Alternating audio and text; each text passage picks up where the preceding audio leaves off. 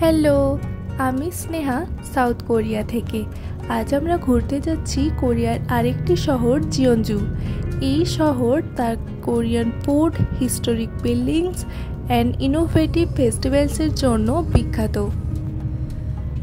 জিওনজু ঘুরতে যাওয়ার কোনো প্ল্যানই আমাদের ছিল না, বাট আমার হাজব্যান্ডের একটি অফিসিয়াল কনফারেন্স ওখানেই ছিল।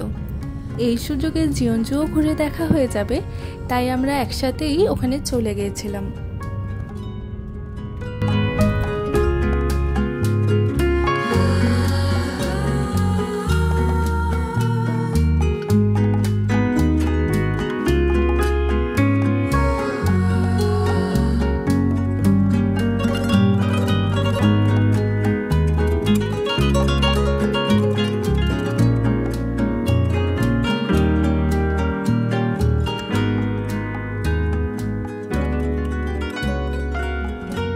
বাড়ি থেকে আমরা বেরিয়েছিলাম বিকেল 5:30টার সময়। ওখানে পৌঁছতে আমাদের প্রায় রাত্রি 9:30 বেজে গিয়েছিল। আমরা ওখানে গিয়ে উঠেছিলাম জিওনজু ট্যুরিস্ট হোটেলে।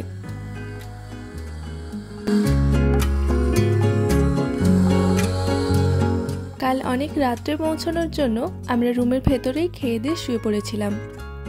পরের দিন ঘুরতে বেরিয়ে হোটেলের সামনেই একটা ইটালিয়ান বাফে রেস্টুরেন্ট চোখে পড়ল। সেখানেই আমরা লাঞ্চটা সেরে ফেললাম।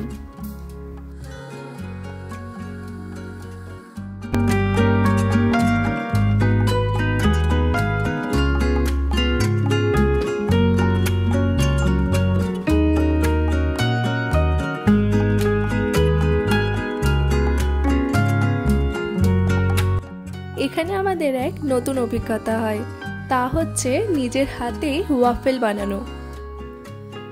ওয়াফেল বানানোর জন্য যা যা সরঞ্জাম প্রয়োজন তার সবই ওখানে দেয়া আছে। ইভেন একটা টাইমারও দেয়া আছে, তাতে ওয়াফেলটা কতক্ষণ কুক হবে সেটা বুঝতেও আপনার কোনো অসুবিধা হবে না। এটা হলো জিওনজুর ডাউনটাউন। ডাউনটাউন হলো একটি শহরের কেন্দ্রস্থলে গড়ে ওঠা ব্যবসায়িক এলাকা, অর্থাৎ আমাদের ওখানে বাজারের মতোই। এখানে আপনি সব রকম দোকানদানি দেখতে পাবেন, জামা কাপড়, জুতো, মেকআপ, স্টেশনারি, আরও অনেক কিছুই।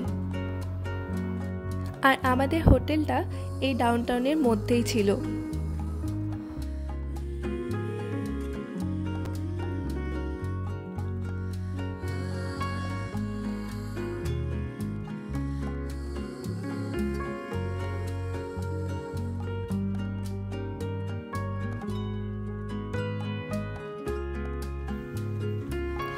আমার হাজব্যান্ডের এক কোরিয়ান কালিগের কাছ থেকে আমরা জানতে পারি আমাদের হোটেলের কাছেই ট্যুরিস্টদের জন্য একটি নাইট অ্যাট্রাকশন রয়েছে। তো আমরা সেখানের জন্যই বেরিয়ে পড়লাম। এই সেই জায়গা যার নাম চ্যাঙ্গিয়ালু প্যাভিলিয়ন।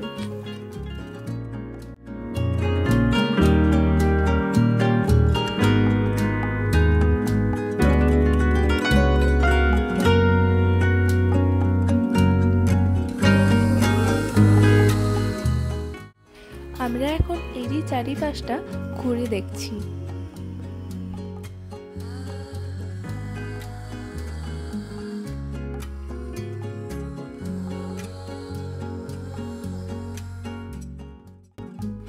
এই জায়গাটা কোরিয়ান শহরগুলোর তুলনায় অনেকটাই নিস্তব্ধ ও নীরব। এই জায়গাগুলো দেখলে আপনারা পুরনো কোরিয়াকে বুঝতে পারবেন।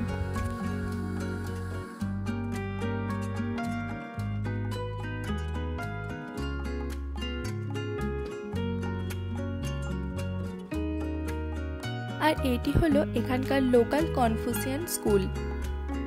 আমাদের যেমন পুরনো সময়ে পাঠশালা ছিল ঠিক সেরকমই। আর এটি একটি সময়ে কোরিয়ান ন্যাশনাল এডুকেশন সেন্টার ছিল।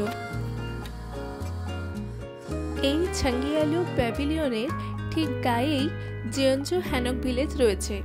আমরা সেখানেও যাব, কিন্তু রাতের হ্যানক ভিলেজের দৃশ্যটি আমি পরের একটি ভিডিওতে শেয়ার করব, নাহলে এই ভিডিওটি অনেক লেন্থি হয়ে যাবে। তাহলে ভিডিওটি আজ এই পর্যন্তই থাকুক। কথা হচ্ছে পরের একটি ভিডিওতে। বাই, সবাই ভালো থাকবেন।